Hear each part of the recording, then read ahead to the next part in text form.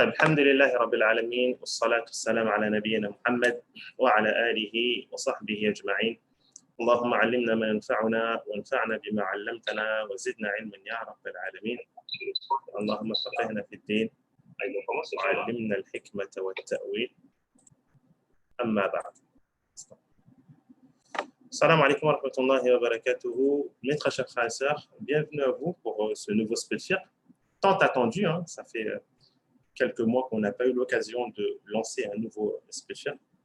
Aujourd'hui, on a rendez-vous avec ce SpeedFirq et avec une nouvelle thématique. Alors, pour ceux qui viennent de nous rejoindre, car je pense que pour les élèves de la deuxième session, si certains d'entre eux sont présents, c'est la première fois qu'ils assistent à le SpeedFirq. On va rappeler rapidement en quoi consiste ce service qui est ouvert et accessible à tout le monde, qui fait partie des services gratuits que l'Institut Maïdars propose à ce public francophone afin d'apporter, on va dire, ce plus dans la dawa. Alors, SpeedFirq, on essaie d'en assurer au moins un chaque mois et on essaie d'aborder une thématique qui vous concerne, une thématique que vous avez choisie. On a reçu une liste de thématiques que vous souhaitez aborder, des questions que vous vous posez au quotidien et que vous n'avez pas forcément la réponse, vous n'avez pas forcément des personnes habilitées, diplômées à vos côtés pour répondre à vos questions. Donc, on a mis en place ce SpeedFirq-là qui est un moyen de pouvoir interagir et échanger avec vous. Vous pouvez poser vos questions à travers le chat. Bien sûr, essayons de faire en sorte que les questions tournent autour de la thématique annoncée, qui est aujourd'hui le firq du divertissement. Donc voilà, vous avez la possibilité de poser vos questions et on y répond. C'est le principe du SpeedFirq. Ça ne dépasse pas 1h45 minutes, entre 45 minutes et 1 heure. Et je rappelle bien sûr que ce service est gratuit et ouvert à tous. Vous avez la possibilité de vous rendre sur notre site et vous inscrire. Et lorsque vous inscrivez à un des services, que ce soit le cercle de lecture, le SpeedFirq, MyConférence, ou bien aux cours d'initiation qui vous sont offerts gratuitement avec un accès espace étudiant, lorsque vous vous inscrivez à un des services, vous êtes inscrit directement aux autres services, donc vous recevrez, Inch'Allah, les mails et les accès pour les différentes interventions. Alors, le firq du divertissement. Alors, pourquoi est-ce qu'on a choisi cette thématique? On va le voir par la suite, mais le titre firq du divertissement. Je vais commencer par vous poser une question, si vous me permettez. Lorsque vous lisez le titre, le firq du divertissement, que comprenez-vous de ce titre? Je vous écoute. Le firq du divertissement, à première vue.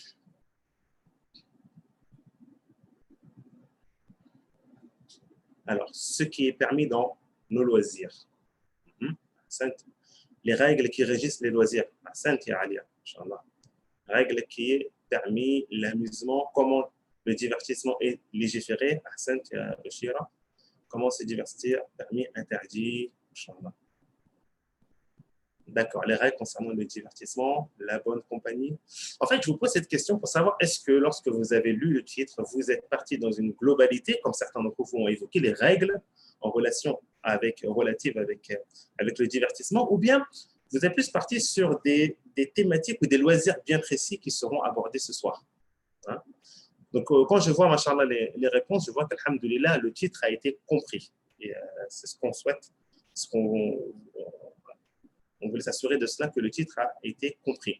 Le firq du divertissement. Alors, quand on dit firq, mes très chers frères et sœurs, c'est que ce soir, on va essayer de vous donner des outils, vous donner des arguments, vous donner des règles pour pouvoir, comment dire cela, pour pouvoir réguler, pour pouvoir contrôler, pour pouvoir tout simplement vous divertir islamiquement, comme l'islam nous le demande. D'accord? D'où le terme firq. D'accord? Donc ce soir, on ne va pas se contenter simplement d'aborder un loisir bien précis en évoquant est-ce que cela est toléreux ou non. Non. Mais en plus de cela, je vais répondre à vos questions, d'ailleurs si vous avez des questions par rapport à des éventuels loisirs, mais en plus de cela, on va essayer ce soir de donner des règles, plusieurs règles. Donc, accrochez-vous bien, munissez-vous de quoi écrire pour noter ces règles qui sont très importantes. Plusieurs règles qui, Inch'Allah, vous seront utiles concernant le divertissement. Alors, le fiqh de divertissement. Pourquoi est-ce que ce sujet, on a choisi de l'aborder maintenant? Tout simplement du fait qu'on fait face actuellement à le contexte actuel de la crise sanitaire. Pour la plupart d'entre nous, nous sommes en télétravail. C'est le confinement, la deuxième vague qui se présente. Donc, qui dit confinement, généralement, je dis bien généralement, dit temps libre en plus. On a du temps libre. Et si on a du temps libre, on se doit de l'occuper comme il se doit et de ne pas laisser ou bien mal gérer ce temps libre ou bien l'utiliser dans des choses qui sont interdites. Et généralement, c'est un moment où la famille se retrouve, c'est un moment où on reprend nos repères et c'est un moment où on a besoin de divertissement, d'où le sujet. D'où le sujet de faire du divertissement pour savoir, on se doit de savoir. Il se peut qu'on ignore certaines règles dans le divertissement, il se peut qu'on utilise des moyens pour se divertir qui ne sont pas conformes à notre religion, d'où l'importance de ce sujet. Alors, avant d'entrer dans le sujet, avant de vous laisser la parole, parce qu'encore une fois, le speed fiqh, c'est vous qui avez la parole, c'est vous qui posez les questions. Avant cela, mes très chers frères et sœurs, je tiens à faire une petite introduction très importante qui nous permettra de comprendre par la suite ce qui sera abordé, qui nous permettra de comprendre et de répondre aussi peut-être à vos éventuelles questions. Premièrement, sachez que notre religion, l'islam, est une religion qui est complète et on pèse ce mot-là. Lorsqu'on dit que l'islam est une religion qui est complète, c'est-à-dire c'est une religion qui n'a rien délaissé. Rien délaissé. Que ce soit du côté spirituel, ce que nous avons besoin pour adorer Allah Azza wa Jal, mais dans notre vie au quotidien et concernant aussi les loisirs. Donc, alhamdulillah, l'islam est une religion qui est complète. Allah Azza wa Jal a dit dans Surat Maïda, verset 5, Al-yawma akmaltu lakum dinakum. Aujourd'hui, j'ai parachevé pour vous votre religion. Donc, notre religion, elle est complète. Notre religion n'aborde pas simplement les thématiques, cette relation qu'on a entre nous et Allah Azza wa Jal au niveau de l'adoration. Non. Notre religion aussi légifère tout un mode de vie. Tout un mode de vie que le musulman, c'est tout un comment dire, un dustour, c'est tout un protocole, un guide tout simplement dans cette vie du croyant. Allah Azza wa Jalla a aussi dit dans Surat Al-An'am, le verset 38, Ma farratna fil kitab min shay. Et nous n'avons rien omis dans le Coran, on n'a rien délaissé dans le Coran. Allah Azza wa Jalla a tout évoqué dans le Coran. Donc, alhamdulillah, ceci est un bien qu'Allah Azza wa Jalla a accordé à ses serviteurs du fait qu'il nous a donné une religion qui est complète, on n'a qu'à suivre. Et bien sûr, le divertissement fait partie de l'existence humaine et l'islam ne l'interdit pas. D'accord? Et ceci est une règle. On ne peut pas dire que l'islam est une religion qui interdit le divertissement. En aucun cas. Bien sûr, cependant, l'islam se soucie de ses adeptes, l'islam se soucie des croyants et souhaite leur apporter ce qu'il y a de mieux concernant les divertissements et leur éviter de tomber dans les interdits. De ce fait, cet islam-là a apporté des règles, un certain équilibre. Et c'est ce qu'on veut, un certain équilibre. Et cette notion d'équilibre, c'est tout simplement la définition de la religion. Car la religion est un juste milieu. C'est une religion médiane. C'est une religion qui est modérée, mais avec les vrais termes, pas les termes qui sont utilisés aujourd'hui par les personnes qui souhaitent donner une définition de la religion de l'islam comme eux la voient. Sachez que l'être humain, il a besoin. On a besoin d'avoir un moment pour souffler, un moment pour se divertir. Notre religion n'est pas une religion qui nous demande de nous séparer du monde, ou une religion qui appelle à ce qu'on appelle le monachisme, le fait de se séparer, rahbaniyya, bien au contraire. Bien au contraire. Hadith rapporté par Aïcha radiallahu anha, lorsqu'elle décrivait la scène qui s'est passée dans la mosquée du prophète. Alors imaginez-vous un peu. Cette scène se passe dans la mosquée du prophète sallallahu alayhi wa sallam à Médine. Un groupe de Habashites, d'accord, d'Abyssinie, d'Éthiopie, était en train de s'amuser par un rite qu'ils avaient avec les lances. Ils s'amusent en s'échangeant les lances et autres. Donc ils s'amusaient dans la mosquée du prophète sallallahu alayhi wa sallam. Et le Nabi sallallahu alayhi wa sallam a dit, suite à cela, لتعلم يهود بأن في ديننا فسحة. Afin que les Juifs sachent que dans notre religion, il y a de la tolérance. Dans notre religion, il y a de la tolérance. Notre religion, Allah Azza wa Jalla ne demande pas d'adorer Allah Azza wa Jalla 24 heures sur 24. Et on va le voir par la suite, que ceci était quelque chose tout simplement d'impossible. Que ton corps, ton âme ne peut pas supporter cette charge. Pourquoi? Car tu n'es pas un ange. Tu n'es pas un ange, tu es un être humain. Et dans le hadith de Hanzala, qui est un hadith important, Hanzala est un des compagnons qui s'est présenté à Abu Bakr et a dit que Hanzala est devenu un hypocrite, en parlant de soi-même. Abu Bakr lui demande donc, mais pourquoi dis-tu cela? Hanzala a expliqué à Abu Bakr, lui a dit que lorsque je me trouve auprès du prophète sallallahu alayhi wa sallam et qu'il nous fait des rappels sur le feu, sur l'enfer, sur le paradis, je me sens bien, je ne souhaite pas sortir de cette assise. Mais une fois que je reviens et que je retrouve ma famille et mes enfants, c'est comme si j'avais tout oublié, tout simplement. C'est comme si j'avais tout oublié. Et Abu Bakr a dit, je ressens la même chose que toi. Allons donc voir le prophète sallallahu alayhi wa sallam. Lorsqu'ils sont présentés au prophète sallallahu alayhi wa sallam et qu'ils ont exposé le cas de figure, le Nabi sallallahu alayhi wa sallam a dit, par Allah, si vous restez dans la même constance, c'est-à-dire au niveau de cet état, cet état de spiritualité, si vous restez, vous gardez cette constance, un état de spiritualité haut, d'accord? Quand vous êtes auprès de moi, ainsi que lorsque vous vous retrouvez auprès de vos proches, sachez que les anges vous serreront la main, hein, que ce soit sur vos lits ou partout où ils vous rencontreront dans la rue, car c'est un acte qui est très noble. Mais Nabi sallallahu lorsqu'il a dit ça, il ne dit pas cela pour encourager le compagnon à faire cela. Et il dit, le prophète, dans la fin du hadith, mais sache, Hanzala, qu'il y a, on peut traduire sa'a, qu'il y a un moment pour tout.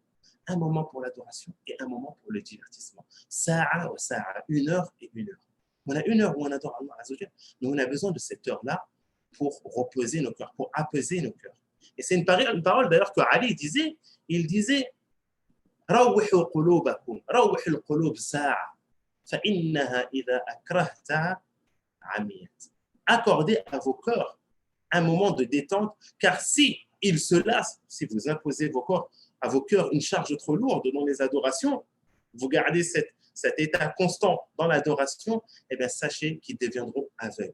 Devenir aveugles, c'est-à-dire qu'ils ne pourront plus suivre, ils ne pourront plus raisonner, ils ne pourront plus méditer. Donc on se doit d'accorder ce droit, car c'est un droit à notre corps. Notre corps a un droit envers nous. Et on se doit de l'accorder. Il y a plein de récits par rapport à ça, de compagnons qui veillaient la nuit et qui jeûnaient à chaque fois, toute la journée. Et le Nabi sallallahu alayhi wa sallam leur a conseillé de donner ce droit à leur cœur. On a l'imam Al-Ubbi, un grand savant, muhaddith, du 9e siècle, qui a dit une parole qui est intéressante. Il a décrit l'état humain, que l'être humain est une forme de juste milieu. On a cette étape, la première étape, et on va dire que l'être humain est entre deux mondes. Voilà, on va le déterminer ainsi. L'être humain est entre deux mondes. Le premier monde, on a le monde des anges, qui est un monde complet. Sachez que les anges, certains anges, adorent Allah Azza wa Jalla depuis leur création. Et depuis cet état, depuis qu'ils ont été créés, ils sont en adoration, ils sont en prosternation, ils sont en inclinaison. Et ils ne se lassent pas. Ça, c'est le monde des anges. Nous ne sommes pas des anges. Et on a un deuxième monde qui est le monde des shayatin, que ce soit parmi les djinns ou les êtres humains. Ce monde-là de gens qui sont toujours dans le mauvais, dans l'obscurité, en train de commettre des interdits. Allah Azza wa Jalla a fait de sorte que le monde de l'être humain est un monde qui est un juste milieu. On a besoin, oui, d'accorder à notre corps cette part de spiritualité, d'adoration, mais on a aussi besoin d'accorder à notre corps un moment de détente. Car on ne peut pas. Sachez qu'une personne qui souhaite rester forcer rester dans cet extrême, eh bien cet extrême va le pousser vers un autre extrême, forcément. Tout extrême, mes chers frères et sœurs, amène et pousse la personne vers un autre extrême. Un premier point deuxième point important dont je voulais aborder avant de commencer, avant de répondre à vos questions. Là, je ne sais pas si vous avez commencé. n'avez pas commencé à poser des questions, vous pouvez dès à présent commencer à poser des questions. Mais autre point important que je souhaitais vous rappeler est sur l'importance du temps.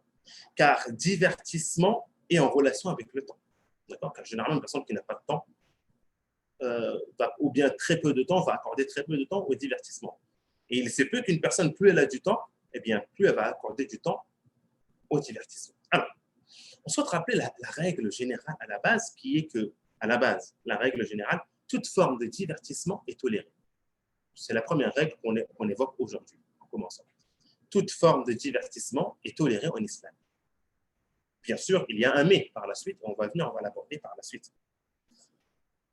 Mais sachez que, avant cela, que toute forme de divertissement qui est tolérée ou toute action qui est tolérée en soi, on se doit de la consommer avec modération, de ne pas dépasser les limites. Car un acte modéré qui est consommé de manière extrême devient interdit. C'est une deuxième règle. Un acte modéré. Et c'est une règle qui est valable dans toute chose, que ce soit dans la religion, mais même une personne qui aime une nourriture. Si on consomme une nourriture, on exagère avec extrême. Cela a des répercussions sur notre santé. Toute chose qui est bonne, qui est tolérée, si je consomme avec extrême, si je consomme sans modération, cela risquerait de nuire à mon état de santé, de nuire à ma croyance ou autre. Donc, on a cette règle générale où les actions, le divertissement qui est modéré, si on entre dans la sphère de l'extrême, cette adoration ou ce divertissement, excusez-moi, devient interdit. Mais là où je veux venir, c'est sur l'importance du temps.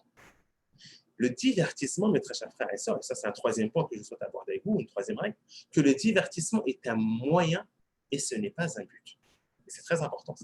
Le divertissement en soi est un moyen que j'utilise pour pouvoir m'accorder ce moment de repos, ce moment de répit, entre guillemets, qui m'aidera par la suite à de nouveau adorer Allah Azza wa Jal comme il se doit, de nouveau m'acquitter de mes droits envers mes proches, envers ma famille, envers mes enfants, et ainsi de suite. Donc, on se doit de considérer ce moment de divertissement comme un moment, comme un moyen et non comme un but.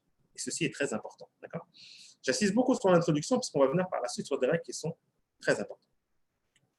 Autre point, troisième point que je souhaite aborder avec vous, on va méditer sur un verset ensemble et en méditant sur ce verset, on va commencer en soi la conférence.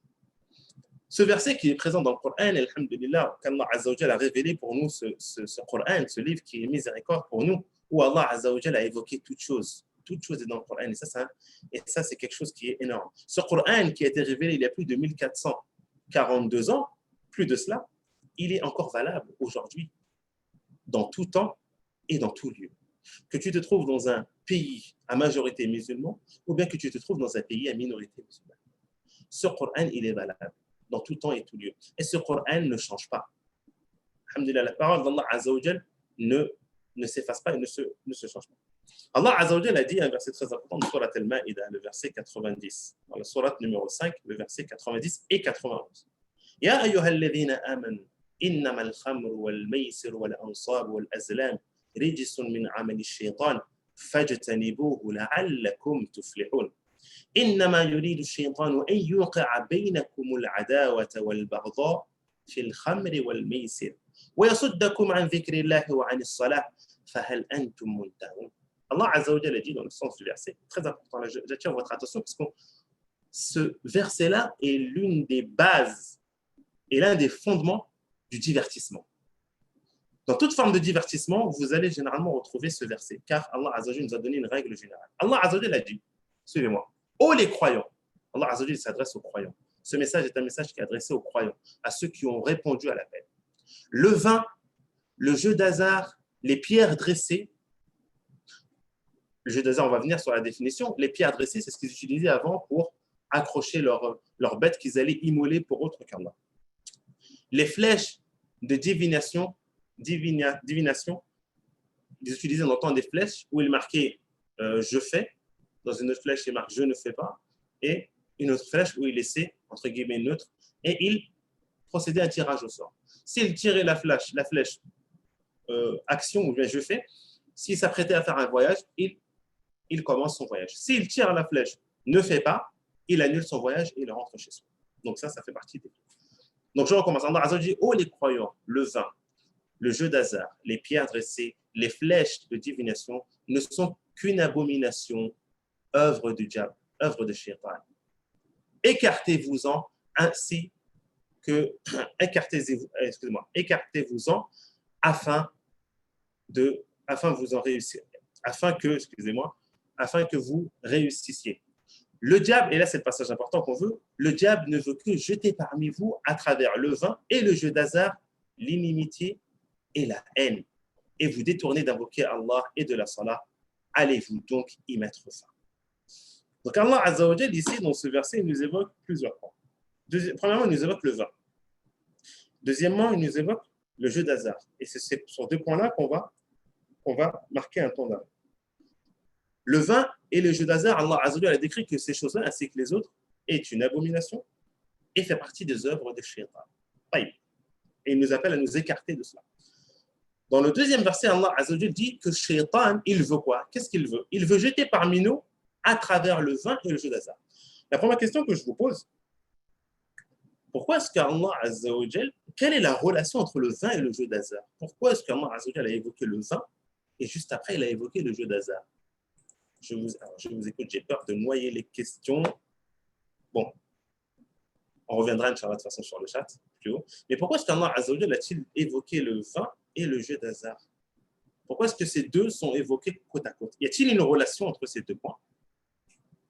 Ah, Inch'Allah, Madina donne addiction. Sainte. Dispute entre les personnes, Mustafa. Lien, divertissement dans les deux. Effet sur le corps. Quel type d'effet? Inch'Allah. Très bien. Même turpitude, Ahsant, dépendance, perte de temps. Ahsant, vous avez à peu près répondu à la relation qu'il y a. On a le vin qui mène à l'ivresse, donc cet état que l'islam a entre guillemets, la consommation du vin est interdite, et consommation de tout ce qui mène à l'ivresse. Et dans les jeux d'hasard, on a une forme d'ivresse. On a une forme de dépendance, d'addiction, comme il a été évoqué. Et nous allons aborder par la suite au détail les jeux d'hasard, mais on voit que des personnes qui sont éprouvées, sont malades, qu'on appelle cette maladie, ils appellent ça les ludopathes, des personnes qui sont malades des jeux, des paris sportifs par exemple, des paris, que ce soit des paris sportifs ou bien d'autres formes de paris. Ils sont malades à un point qu'ils sont un grand nombre des gens en France, ils ont même tout perdu, ils ont eux-mêmes tout perdu. Et le pire, c'est que des fois, ils perdent même leurs proches, leur famille. Ils causent des dégâts. Ils puisent des biens, de l'argent de ses proches, de leur famille et autres. Pourquoi? Car ils sont devenus dépendants. Alors, moi, ce que je veux, c'est qu'on essaie de regarder ça avec un peu de recul et qu'on se dise pourquoi est-ce que l'islam nous interdit cela? De manière générale, comment interpréter les interdits dans l'islam? Mais là, plus précisément dans cette question, parce qu'on va aborder par la suite plusieurs questions concernant les divertissements, et on voit qu'il y a certains divertissements qui nous sont interdits. Et il y a une sagesse à travers cela. Mais lorsqu'on regarde avec du recul, on voit que, encore une fois, l'islam est une religion qui est basée sur la prévention. Mieux vaut prévenir que guérir, je le répète, et je ne cesserai de le répéter. On n'a aucune leçon à recevoir de personne sur ce slogan. Car notre religion est une religion qui appelle à la prévention, qui est basée sur la prévention. Regardez ici Allah Azza wa Jalla, qu'est-ce qu'il dit il y a plus de 1442 ans. Regardez, Allah Azza wa Jalla s'adresse à ces gens-là qui sont devenus des drogués, qui sont devenus malades, qui ne peuvent plus sortir de ce cercle vicieux que des paris sportifs, du tiercé, du loto, du millionnaire et j'en passe. Ces personnes-là sont devenues accros. Et Allah Azza wa Jalla nous a mis en garde contre cela. Il nous a évoqué dans ce verset-là que cela fait partie des œuvres de Shaitan.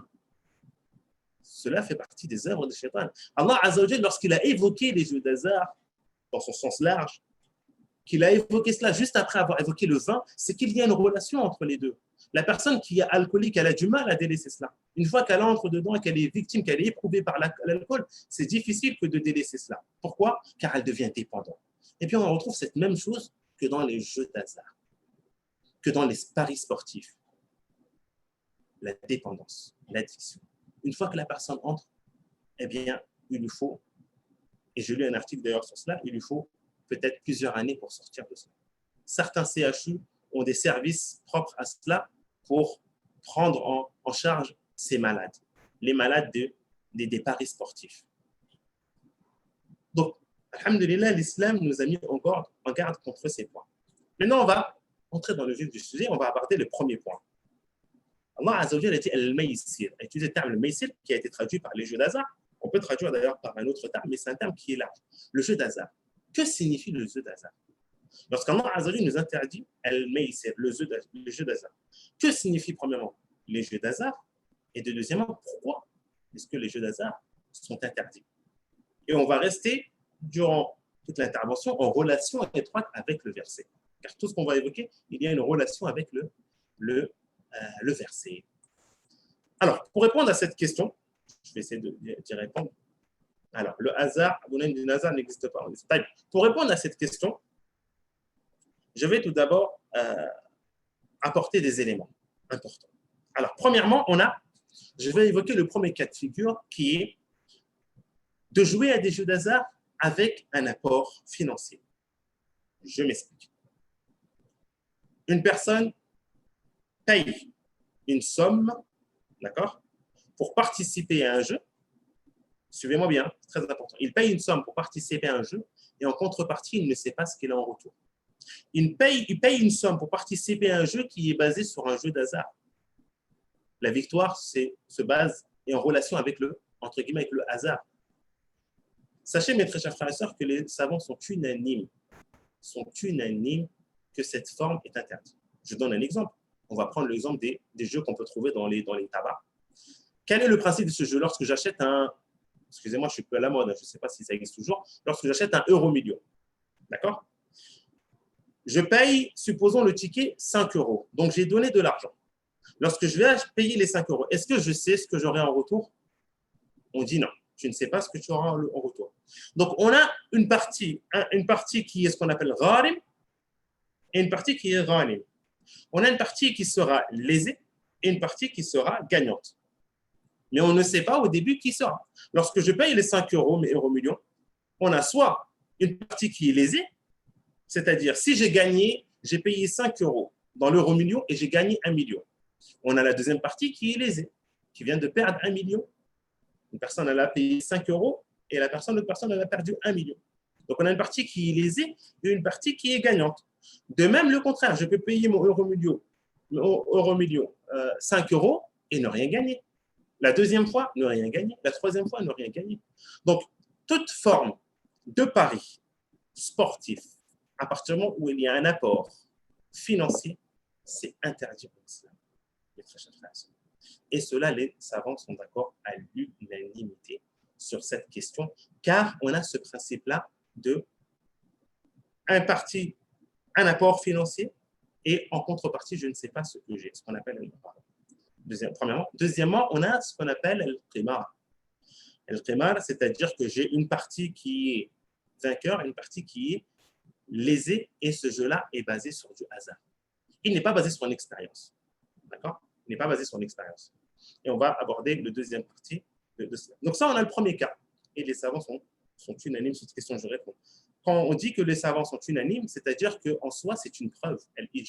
Le consensus, c'est une preuve. Si on dit que les savants sont unanimes, en soi, c'est une preuve pour dire que cette forme de jeu est interdite. Mais venons donc à la cause. Pourquoi est-ce que cela est interdit? Tout simplement parce qu'on a évoqué auparavant. Regardez le dégât que ces jeux causent aujourd'hui. Combien de familles ont été brisées, mes chers frères et sœurs. Et dans votre entourage, vous devez peut-être connaître des personnes qui sont victimes, qui sont malades de cela. Alhamdulillah, l'islam nous a interdit. Mais cette interdiction, est-ce que c'est pour nous mettre des bâtons dans les roues? Est-ce que c'est pour nous mettre un frein dans le divertissement? Est-ce que c'est parce que c'est une religion qui nous interdit toute forme de divertissement? Non, tout simplement parce que c'est une religion qui appelle au fait de préserver nos biens. L'islam, parmi les maqasid de l'islam, parmi les finalités de l'islam, qui sont au nombre de 5, on a le fait de préserver ses biens. Et ça fait partie des finalités de l'islam. Donc, si l'islam nous interdit cela, c'est pour notre bien. Et c'est ainsi qu'il faut voir les interdits. Donc, on a le premier cas. Deuxièmement, on a les paris sans apport. D'accord? On a les paris sans apport. Un jeu sans apport. Les jeux d'hasard sans apport. Alors, on va apporter un peu plus de détails. An-Nabi sallallahu alayhi wa sallam, dans un hadith, a dit que concernant ce qu'on appelle un Nardashir, qui est actuellement le jeu qu'on connaît sous le nom de Ludo, ou bien Ludo Club, hein, tu peux jouer à un maximum 4 personnes, tu fais le tour, tu dois faire le tour pour arriver jusqu'à ton camp. Et ce jeu-là est un jeu qui est basé avec le jeu des dés. C'est ce qu'on appelle un nard en arabe. D'accord? Donc, un Nabi sallallahu alayhi wa sallam, dans un hadith, a dit que celui qui joue avec un nardashir, qui joue à ce jeu-là, le jeu de Ludo, est à l'exemple, à l'image de celui qui trempe son doigt dans de la viande de porc et son sang. L'image de celui qui trempe son doigt dans la viande de porc et de son sang. Pourquoi est-ce que le Nabi sallallahu alayhi wa sallam nous a donné cette image? Tout simplement, cette image qui est en soi une image qui est répugnante, pour tout simplement nous dire que cette action, que ce jeu est un jeu qui est répugnant. Mais venons donc à ce jeu-là. Un nardashir. Un nardashir, un nard, et tous les jeux de dés, les jeux qui sont basés avec des dés. Et qui dit jeu de dés, est-ce que tu contrôles ce que tu as dans ta main? Les jeux de dés? Non. C'est un jeu qui est un jeu d'hasard. Donc, tu jettes des dés et tu ne sais pas si tu seras vainqueur. Est-ce qu'au début, tu as une estimation, est-ce que tu seras vainqueur ou pas? Est-ce que ce jeu-là est basé sur une expérience? Fait appel à la réaction, à ton intelligence? Non, c'est simplement basé sur deux jeux d'hasard. Alors, les jeux, on les divise, les jeux d'hasard basés avec des dés, qui sont à la base avec des dés, on les divise en deux parties. Suivez-moi, mes très chers frères, ça c'est important.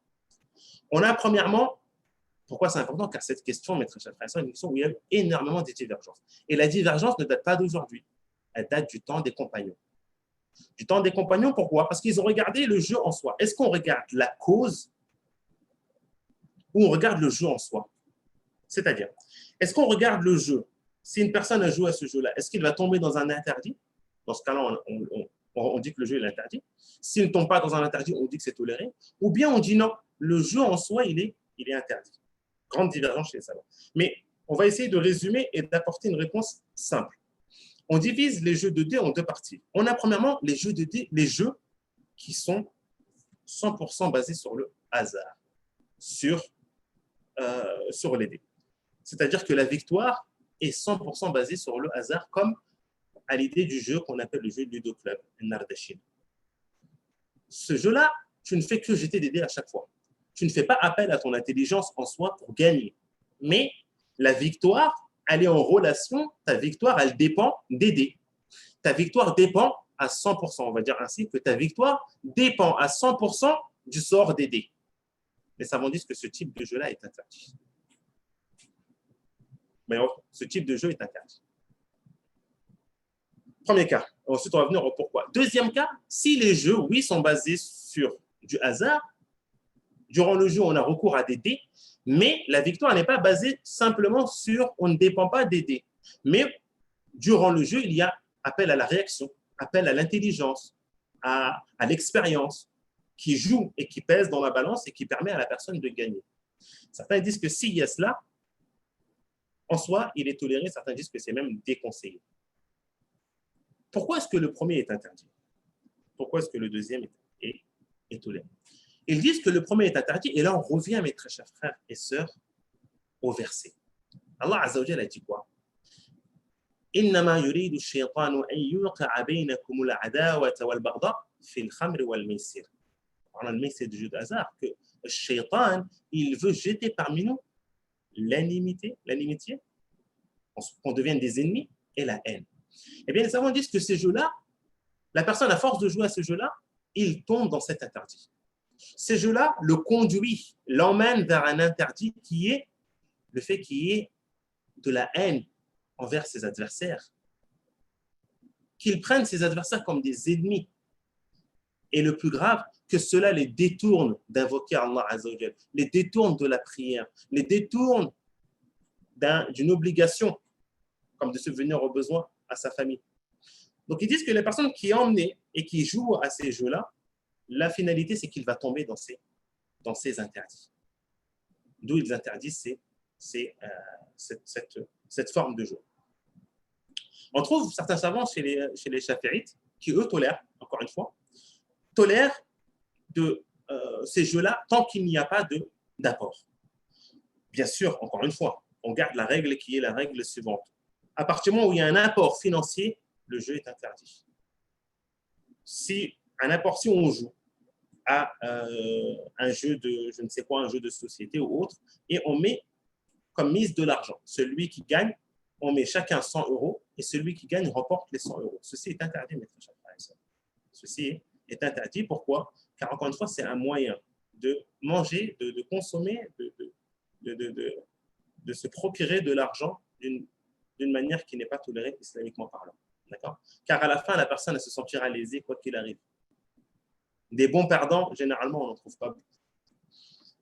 Donc, je disais, certains savants shafi'ites tolèrent de jouer à ces jeux-là, que ce soit les jeux de dés, que ce soit les jeux d'échecs, le shatranj, que ce soit les autres jeux, tant qu'on ne tombe pas dans les interdits qu'on va évoquer par la suite, car ces interdits, c'est une règle générale. Donc, les jeux de divertissement, les jeux d'hasard ont ce rapport-là qui est particulier, qui est que, entre guillemets, elles peuvent rendre peu à peu le joueur insouciant. Il peut tomber dans l'insouciance, tomber dans ce qu'on appelle le rafla, devenir paresseux, et cela va le pousser à s'éloigner de l'invocation d'Allah Azza wa Jalla de la prière. Et ça, ce n'est pas moi qui le dis, c'est Allah Azza wa Jalla qui le dit. C'est Allah qui le dit. Et Allah Azza wa Jalla est celui qui connaît mieux ses serviteurs. Il sait qu'à force de jouer à ces formes de jeu, d'accord, la personne peut tomber dans ce qu'on appelle l'insouciance, tomber dans, ou que ce jeu-là soit une cause qui l'empêche d'accomplir des adorations à venir par la suite, à ce point-là.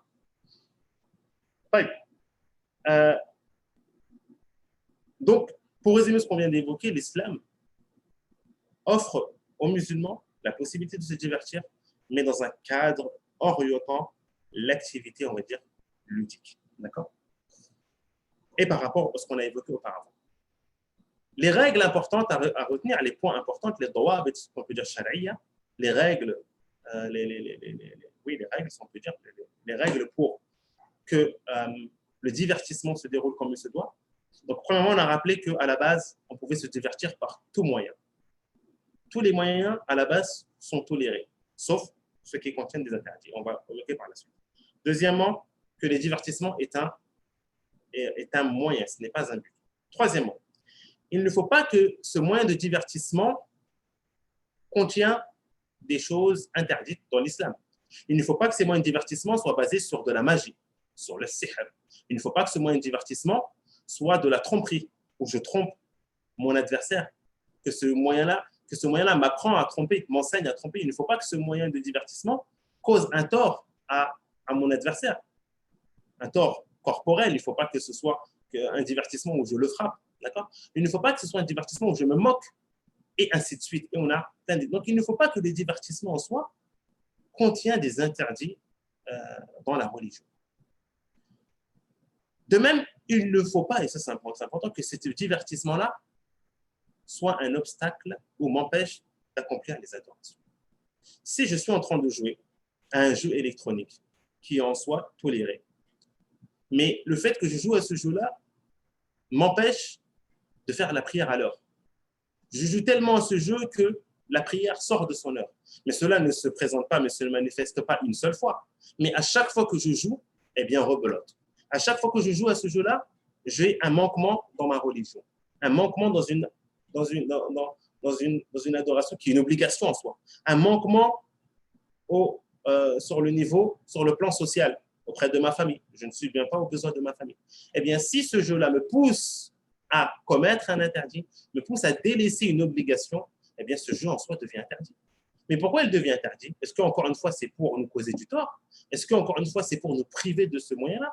Est-ce qu'encore une fois, c'est que l'islam est une religion qui est basée sur des interdits? Non, bien au contraire. C'est que l'islam souhaite te préserver toi avant tout. Il souhaite préserver ton temps, ta religion et tes biens. Autre point aussi, il faut que ce jeu-là en soi ne soit pas nocif, hein, n'ait pas des effets nocifs sur la santé. Sinon, bien sûr, ce jeu-là devient interdit. Donc, on a en gros les règles qui vont nous permettre de réglementer nos divertissements. Avant de passer sur le chat, parce que j'ai pris beaucoup de temps, Donc, on a vu que tout ce qui est paris sportif, mes chers frères et sœurs, attention à ne pas tomber dans le piège, c'est interdit. C'est interdit pourquoi? Car c'est le principe en l'islam en soi, il préserve nos biens, donc il nous interdit de payer une chose, hein, de payer une chose et en contrepartie ne pas savoir ce qu'on a. D'accord? De se sentir lésé, de voir nos biens partir comme ça en fumée sans pour autant bénéficier. Et je termine par un point qui est important, qui est que souvent on se pose la question, oui, mais les paris entre amis. Des amis se retrouvent entre eux et disent par exemple que si telle ou telle équipe gagne, ou bien si je réussis telle ou telle chose, tu me dois 100 euros. Est-ce qu'on a le droit, ça ou pas? Ai-je le droit de dire à mon ami, bien, on se met à parier, si j'arrive à faire ceci ou cela, si telle équipe gagne, si telle personne gagne, s'il se passe ceci ou cela, hein, on parie 100 euros. C'est-à-dire, si moi je gagne, tu me donnes 100 euros. Si toi tu gagnes, je te donne 100 euros. Est-ce qu'on a le droit, cela? Alors, pour répondre à cette question, on dit qu'on a deux formes. Soit on a le pari, il est bilatéral, c'est-à-dire des deux parties, soit il est unilatéral. S'il est bilatéral, mes très chers frères et sœurs, c'est interdit. Et c'est ce qu'on appelle mas'alat al-rihan. Mas'alat al-rihan, et les savants sont d'accord que ceci est interdit. Si c'est de deux parties, si c'est bilatéral, si je gagne, tu prends. Si tu gagnes, tu prends. D'accord? Ceci est interdit. D'accord? C'est encore une fois un moyen de ce qu'on appelle, ça c'est un des moyens de qimar. Ça rentre dans le maïsir, interdit dans le verset. Allah Azza wa Jalla a évoqué le terme maïsir, qui est un terme qui est beaucoup plus large, qui englobe beaucoup de choses. D'accord? Car on a ce hasard, on a cette fin entre guillemets, qu'on ne connaît pas. Bon, on peut dire que tout le monde ne sait pas la fin, mais là, c'est vraiment purement et basé sur du hasard. Donc, on dit que c'est interdit. Mais s'il est unilatéral, supposons une personne a dit que, voilà, si tu arrives à me battre dans telle ou telle chose, je te donne 50 euros. Donc là, ça rentre plus dans le domaine de la promesse, entre guillemets. On peut dire que c'est une promesse. Là, oui, ceci est toléré. D'accord? Donc, on a fait un peu le tour des règles importantes concernant le jeu. Je vais me faire un plaisir de revenir sur le chat pour voir s'il y a des questions. Surtout, n'hésitez pas. Alors, Inch'Allah, oulala, il y a énormément de questions. Alors, salam alaikum. Alors, la réglementation du divertissement, est-ce exactement? Alors, problème de son. Alors, pouvez-vous définir le divertissement d'un point de vue islamique? Donc, on l'a défini, le divertissement en soi. Alors, bien sûr, on ne peut pas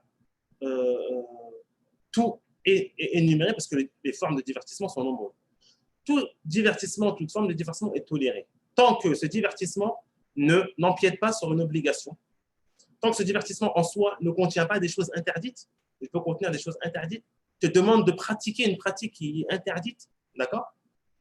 Et tant que ce divertissement-là aussi n'est pas nocif pour toi par rapport à ta santé ou autre, d'accord? Par exemple, le divertissement, le fait de pratiquer des sports qui peuvent nuire à la santé, des sports où on frappe la personne à la tête. Dans l'islam, on sait que c'est interdit cela, de pratiquer un sport où on frappe directement à la tête. Je ne parle pas où c'est entre amis, où il y a des protections, on a des gants, ou non. Mais lorsqu'on est amené à frapper directement à la tête, là, non. C'est un moyen de divertissement, mais en soi, il cause des problèmes, vu que la personne reçoit des coups et autres. D'accord? Oui. Le juste milieu, c'est vraiment très important. Notre religion est une religion qui est basée sur le juste milieu. Alors, quel conseil pour un jeune qui a acheté la PS5 ou toute autre chose? Ce qu'on dit, nous, c'est que tout simplement, il faut que la personne soit intelligente. Et on a survolé rapidement, mais on n'a pas eu le temps de parler en détail de ça, que le temps, c'est une amana. Le temps que tu as, c'est un dépôt. C'est-à-dire que tu auras des comptes à rendre sur le temps que tu as passé. Le serviteur ne sera jugé tant qu'on ne lui pose pas des questions parmi 4 choses. Et parmi ces 4 choses-là, qu'est-ce que tu as fait de ta jeunesse, de ton temps? Hadith de Ibn Abbas, il y a 2 bienfaits que beaucoup de gens négligent. Hein? excusez-moi, il y a deux bienfaits que beaucoup de gens négligent, on peut dire cela, la bonne santé et le temps libre. Donc le temps libre en soi est un bienfait si on l'utilise correctement. Si on ne l'utilise pas correctement, eh bien, Shaitan, il saura comment l'utiliser ou comment nous pousser à l'utiliser dans des choses qui sont mauvaises. Donc, le temps, attention, encore une fois, au temps. Oui, au divertissement. Et le divertissement est un moyen de se divertir, de se reposer. Et ensuite, on passe à autre chose. Donc, attention, sachant que des fois, il y a des jeux électroniques qui contiennent qui, des fois même, nous demandent de faire des choses interdites, qui peuvent aller des fois jusqu'au shirk, jusqu'à l'association. Nous demandent de nous enseignent, ou bien il y a des pratiques qui sont soit interdites.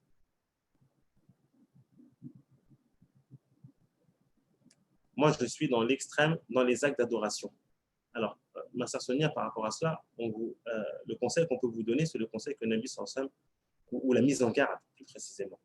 Car la da'wa, les conseils aussi, et la prêche se fait avec un juste milieu. On a ce qu'on appelle at-targhib ou at-tarhib. On a ce qu'on appelle faire la da'wa en évoquant des textes où on appelle les gens à l'espérance, mais on fait la da'wa aussi en faisant peur aux gens. C'est un juste milieu qui est. C'est pour ça que dans le Coran, on voit qu'il est mathani. Allah Azza wa Jalla nous parle des gens de l'enfer et ensuite il nous parle des gens du paradis. Il nous parle des gens des paradis et ensuite il nous parle des gens de l'enfer. Donc on a ce juste milieu, encore une fois, on revient au juste milieu de notre religion. Tomber dans l'extrême dans les actes d'adoration, c'est très très grave. Toute forme d'extrême est interdite. Et le Nabi sallallahu alayhi wa sallam a dit Iyyakum wal ghulu, prenez garde de l'extrême, car les communautés précédentes ont péri suite à l'extrême. L'extrême te pousse dans l'extrême. C'est simple. Une personne qui est dans l'extrême va tomber dans un extrême. Iyyakum wal ghulu, prenez garde. Allah, le Nabi sallallahu alayhi wa sallam nous a interdit cela.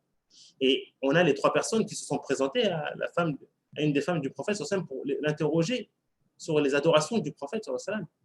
Lorsqu'ils ont pris connaissance des adorations, comme s'ils avaient vu à leurs yeux que ces adorations n'étaient pas nombreuses. Ils se sont dit, ça c'est le prophète, que dire de nous? L'un d'eux a dit, moi je vais jeûner tout le temps. Le second a dit, moi je vais prier tout le temps, sans m'arrêter. Et le troisième a dit, moi je ne vais jamais me marier.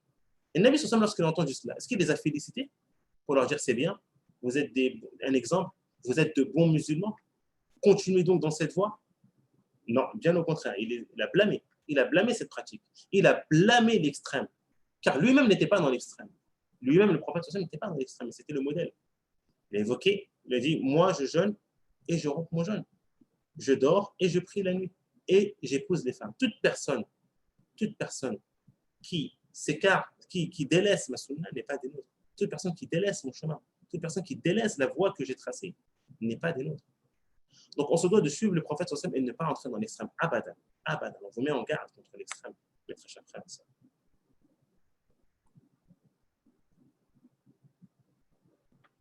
Alors, on va aborder, il y aura un prochain split qui va aborder sur le firq de l'auto-entrepreneuriat ou l'auto-entrepreneur. Les règles en relation par rapport à ça. Donc, on aura l'occasion d'aborder tout cela, Inch'Allah. Le pari sportif fait partie des jeux d'hasard. Et on vous met en garde, mes très chers frères et sœurs. Allah Azza wa Jalla, il nous met en garde. Je vous mets en garde. Et les gens doués de raison, même dans les pays à minorité, même ceux qui sont, entre guillemets, lancent ces jeux-là, mettent en garde les gens de tomber, entre guillemets, de tomber, d'être indépendants. Mais nous, on met en garde tout simplement de ne pas pratiquer cela. Car une fois que tu commences à pratiquer, tu commences à goûter une fois à la victoire, c'est un cercle vicieux et tu continues à parier jusqu'à ne plus laisser.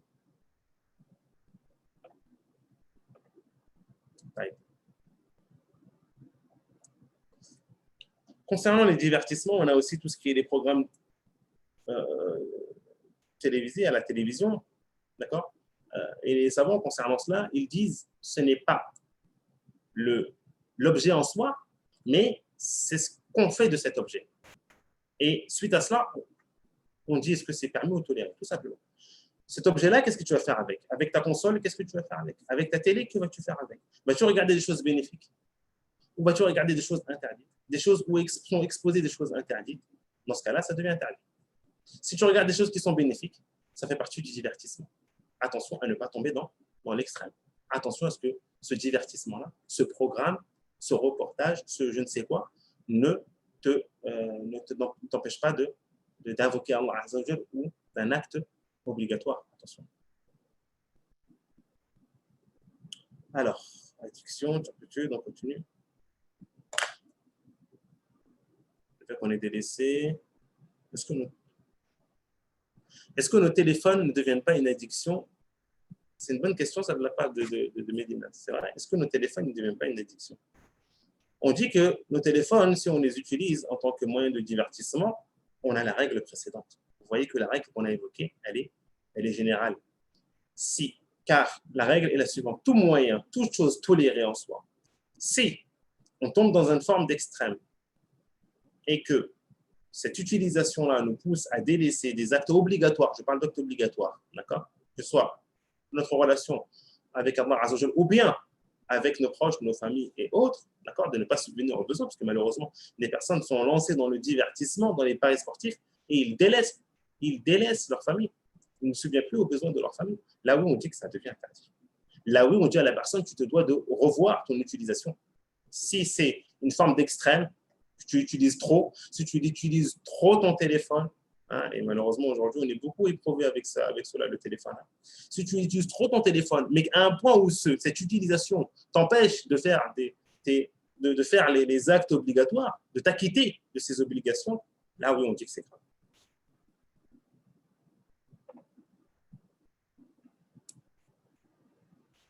Exactement. Alors,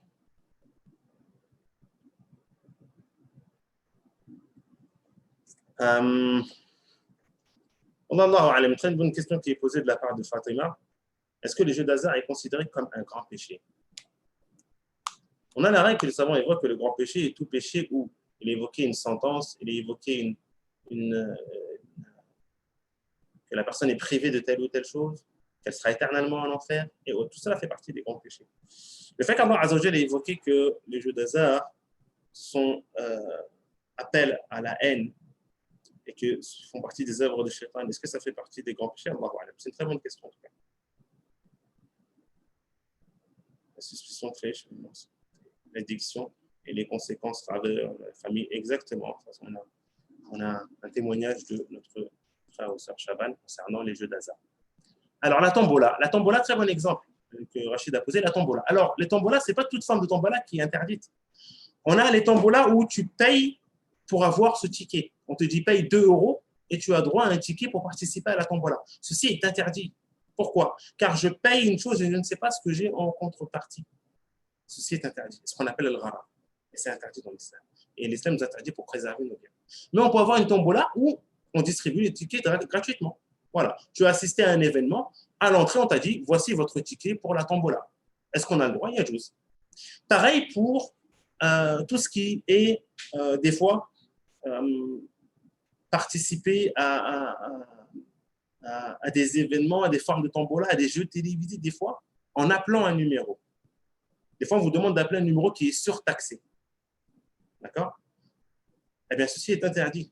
Même si le fait de la participation au jeu est gratuit, d'appeler à un numéro qui est surtaxé pour participer à un jeu et on gagne des millions, hein, ça devient interdit. Pourquoi? Parce qu'en appelant ce numéro surtaxé, qu'ai-je fait? J'ai tout simplement participé. J'ai apporté un apport financier. Donc, on n'a pas le droit. À partir du moment où je paye et je ne sais pas ce que j'en retourne, c'est la règle générale. D'accord?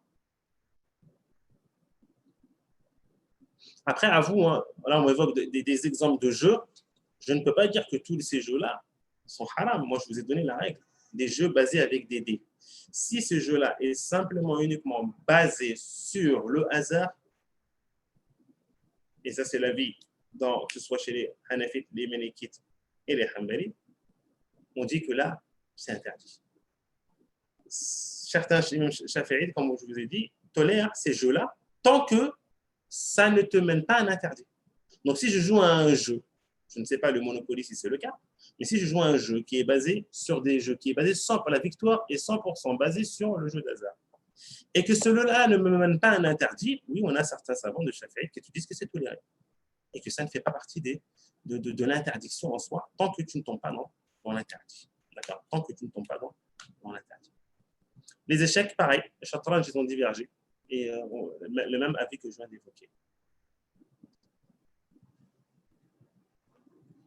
Alors, qu'il n'y ait pas de vrai. Alors, attention, là, au niveau des jeux d'hasard, soit on a un gain à gagner, ou soit on n'a pas de gain à gagner. Nous, on a évoqué que s'il y a un gain, si on met de l'argent, c'est interdit. Et là où on a plus détaillé, c'est dans le cas où il n'y a pas de gain. Dans le cas où on joue, hein, où il n'y a pas de gain, là, on dit que si on prend l'avis des chefs, si ce jeu-là est simplement un moyen de divertissement et qui, alhamdoulilah, il ne me permet pas de tomber dans l'interdit, ils disent que dans ce cas-là, c'est toléré. Alors, ok, les concours, tout ce qui est concours, à partir du moment où je ne paye pas pour participer à un concours, il n'y a pas de problème, c'est valable, je peux. Les jeux en ligne, si je dois payer pour jouer à ces jeux-là et qu'en contrepartie, j'attends quelque chose, j'attends de gagner quelque chose, ça devient interdit. Car tu payes pour une chose et tu ne sais pas ce que tu as en contrepartie. Je répète encore une fois la règle.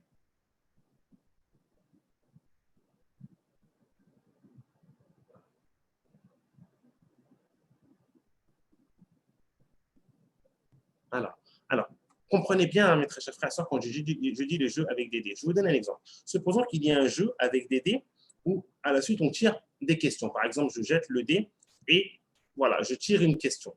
Et je pose une question et la personne a répond. Si elle répond correctement, elle a gagné. Est-ce que ce jeu-là est un jeu qui est basé 100% la victoire sur du hasard? On dit non.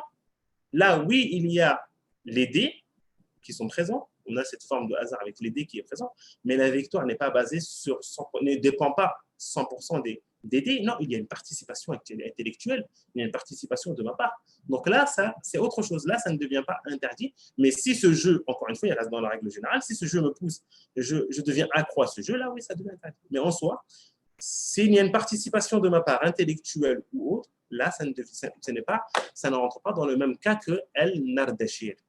D'accord? Qui est interdit dans le hadith.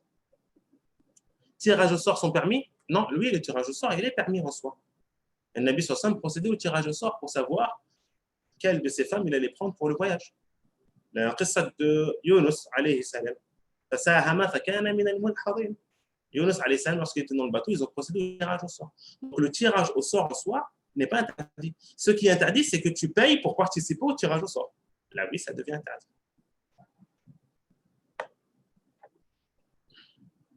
Tout ce qui est jeu de dames et autres prend le statut, c'est pareil des jeux d'échecs. Les savants, chacun disent que si on ne tombe pas dans l'excès, c'est permis. On a le droit, tant on ne tombe pas dans l'excès. Il y a énormément, lorsque j'ai pris le soin aujourd'hui, j'étais en train de lire autour de ça, il y a une très grande divergence par rapport à cela, tout ce que j'ai évoqué. Vous trouvez énormément de paroles de compagnons, énormément de paroles de tabi'in, surtout dans le tafsir du verset qu'on a évoqué dans Surat Maïda, et où certains sont catégoriques que toute forme de divertissement, ils disent même pour les enfants, à partir du moment où ils sont basés sur du hasard, interdit, catégorique. D'autres non, apportent un juste milieu. D'autres tolèrent tant qu'on ne tombe pas dans les interdits, et ainsi de suite. Donc c'est une thématique qui est assez délicate. Le hasard, oui, ça mène à la haine. C'est pour ça qu'ils interdisent. Ils disent que ces formes de jeux d'hasard mènent à la haine. Parce que la personne qui a perdu se sent, entre guillemets, lésée, qu'elle n'a pas perdu suite à ce que, parce que la personne, soit elle était plus intelligente ou plus forte qu'elle, mais elle a perdu car il y a eu ce hasard. Donc, ça pousse à rejouer encore une fois et ça pousse à amener la haine, et ainsi de suite. Alors,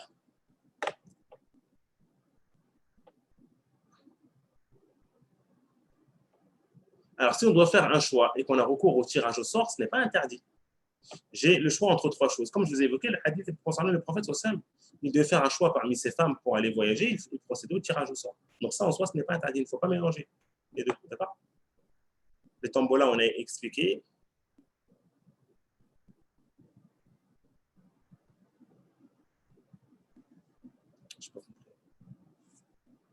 Alors, un ordre de passage, faire un tirage au sort. Non, si c'est pour réguler un ordre de passage qui passera en premier, faire le tirage au sort, ce n'est pas interdit. Est-ce que vous avez des livres à nous conseiller sur ce sujet-là? il y a un livre que j'ai lu, moi, mais en arabe, en français, je ne connais pas. Il y a un livre qui est en arabe qui est Al-Qimar, Ahkamuhu wa Haqiqatuhu. Al-Qimar, qui parle sur le Qimar. Al-Qimar qui est beaucoup plus large que Al-Maïsir, beaucoup plus large que le jeu d'hasard. D'accord. Car le Qimar, il est présent aussi dans les transactions. On aura l'occasion peut-être d'aborder cela par la suite, dans les transactions. D'accord. Le principe de l'assurance en soi est un principe de Qimar. Mais on aura l'occasion d'aborder par la suite est-ce qu'on a le droit ou pas. Le principe de mutuelle est un principe de Qimar. On va voir par la suite est-ce qu'on a le droit ou pas. Allez. Les jeux de plateau.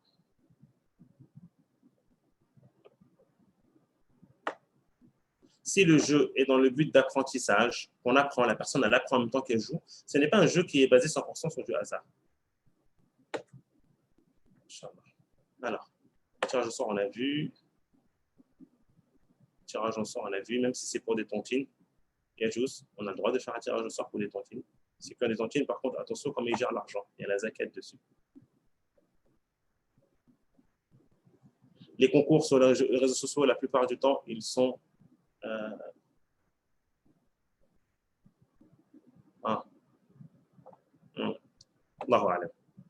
Une question intéressante, ça.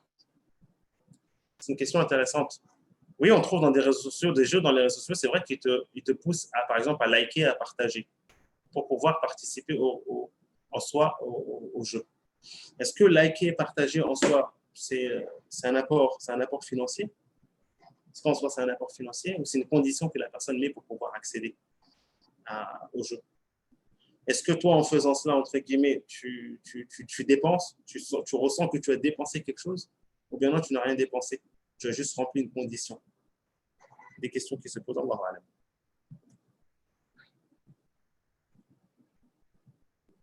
Alors, pas mal de questions.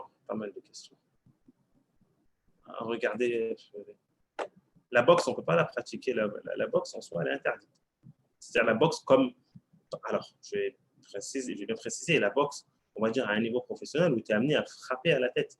Mais si tu t'entraînes, tu fais de la boxe dans un cercle entre amis ou bien même dans un club, mais ce n'est pas à l'échelle de devenir entre guillemets professionnel, mais vous pouvez vous installer et mettre des règles entre vous, la personne peut se couvrir et autres, pas de problème. Voilà. Les mangas, tout dépend du contenu. Encore une fois, c'est comme l'outil de la télé et du téléphone. Alors, une liste d'exemples de divertissement parmi. Alors, ce serait bien, une liste d'exemples de divertissement, c'est à vous de nous le faire. Vous avez aujourd'hui à peu près tous les outils et vous pouvez nous proposer une liste de divertissements tolérés et les mettre, les exposer, voir si ces jeux-là sont interdits ou pas. Le divertissement devient un métier. Oui, c'est un métier, c'est autre chose. Tant que le divertissement en soi n'est pas interdit, il n'y a pas de problème. Alors, lorsqu'on fait nos courses au supermarché, il arrive qu'on nous remet un ticket en caisse, une sorte de lot. C'est vrai ça? Est-ce que c'est légiféré cela en soi de participer ou pas? Ces tickets-là, on peut les classer de deux sortes. Un, ça peut être de l'interdit si on paye pour avoir ces tickets. C'est-à-dire si moi je paye pour avoir ce ticket, mon intention c'est pour avoir ces tickets et pour participer à cette tombola. Là, c'est une problématique.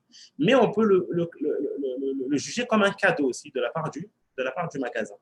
De la part du magasin. Ça peut être un cadeau, d'accord, pour pousser la clientèle à venir, et bien on offre à ceux qui viennent et qui consomment, qui achètent des articles dans ce magasin, on offre un ticket. Donc, on peut le voir des deux parties, tout dépend. Si quelqu'un gagne de l'argent par le biais des jeux d'hasard et qui meurt, pouvons-nous hériter de celle-ci? On dit oui, vous pouvez hériter de cet argent-là. Car ce n'est pas vous qui avez consommé, ce n'est pas vous qui en soi sont la cause de cela. Donc, vous pouvez consommer ça, il n'y a pas de problème. Voilà.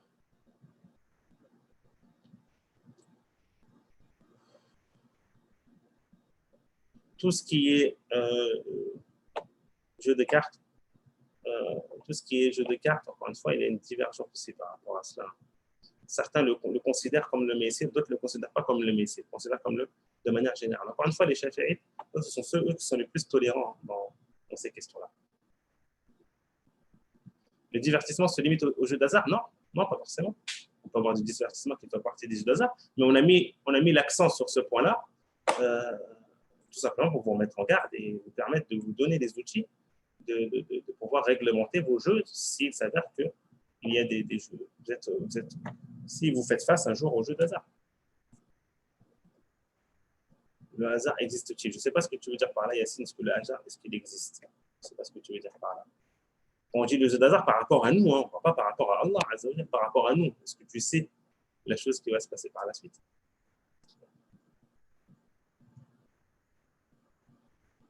Alors, les jeux électroniques qui nous poussent à faire des choses mauvaises, on interdit. Hein. Beaucoup de savants, d'ailleurs, contemporains, ont parlé sur les jeux comme GTA, un jeu qui est connu.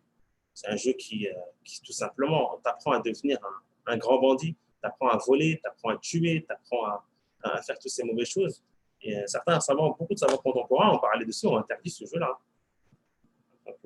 C'est un jeu qui a entre guillemets la côte. Encore une fois, tout ce qui, le moyen qu'on utilise, la télé, tout dépend de ce qu'on regarde, mes chers frères et sœurs.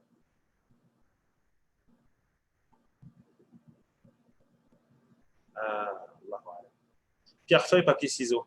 Il faut départager. Est-ce que c'est interdit? Je ne sais pas. Bonne question.